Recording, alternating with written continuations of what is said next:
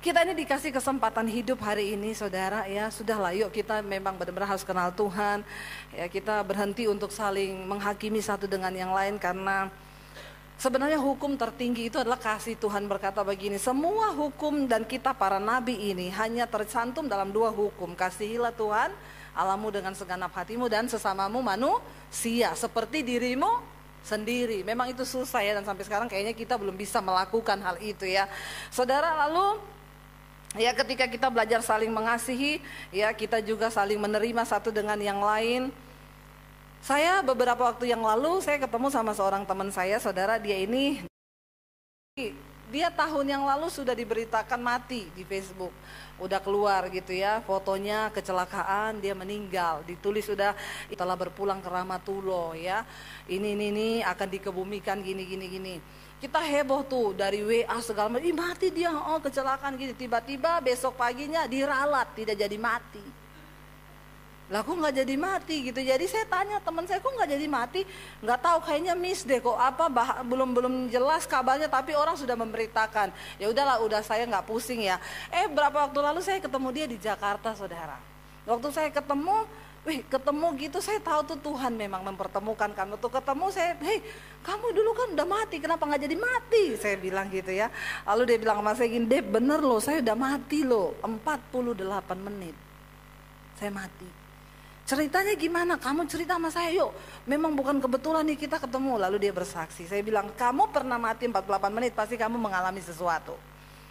Dia bilang, waktu saya memang mati, nomor satu yang dia bilang sama saya gini, Dep, bener ya, orang tuh kalau mati nggak ada lagi ngomong agama, nggak ada agama di situ. Saya bilang, memang lu baru tahu, makanya kan kita nggak pernah bela-bela agama, apalagi sampai berjilid-jilid. Ya, nggak usah bela agama, saudara, kan agama tidak akan menyelamatkan orang, termasuk agama Kristen. Amin. Kenapa nggak ada amin? Yang kenceng aminnya. Supaya saudara itu bangun dari tidur, jangan cuma puas jadi Kristen, tapi kenal Tuhan dengan benar. Lalu saya bilang, emang gak ada? Iya, jadi ceritanya gini deh, waktu saya mati, saya lihat jasad saya tergeletak di jalan raya, itu berdarah-darah. Saya lihat istri saya datang, saya lihat teman-teman datang pada nangis gitu ya, tapi itu gak lama. Tiba-tiba ada 2 orang pakai baju putih jemput saya. Ya, jadi saudara, dia bilang gini, memang dia udah mati karena istrinya tuh dokter loh. Masa dokter gak tahu kalau dia mati apa enggak? Istrinya dokter, dia sudah dibawa di rumah sakit, istrinya juga udah periksa dia, ya udah ditetapkan mati. Sudah dikabarin semua keluarga bahwa dia meninggal, sudah bikin tenda di rumah. Sudah diumumin di masjid, innalillahi wa inna ilaihi rajiun, karena dia laki-laki dikatakan almarhum akan dikebumikan ya. Kalau perempuan almarhumah, kalau banci aluminium. Jadi jangan jadi banci ya, karena Anda sebutannya nanti aluminium. Aluminium itu cuma buat bikin lemari ya, tidak ada tempat di surga. Bertobat. Lalu sudah diumumin saudara, udah dibikin tenda segala macam, tiba-tiba dia hidup. Jadi dia cerita gini, dia dibawa di tingkat langit pertama. Dia bilang di tingkat langit pertama itu, Dep, yang saya lihat orang-orang yang sudah mati. Semua, mama saya, papa saya, teman-teman yang udah mati. Terus kamu bisa ngobrol? Enggak, saya nggak bisa ngomong sama mereka. Tapi ada ekspresi, ada yang tersenyum, ada yang menangis, ada yang tersiksa. Mungkin sesuai amal perbuatan mereka di dunia. Ya, saya nggak bisa ngomong, cuma lihat aja mereka. Lalu tiba-tiba saya dibawa lagi naik sampai ke tingkat langit ke-7.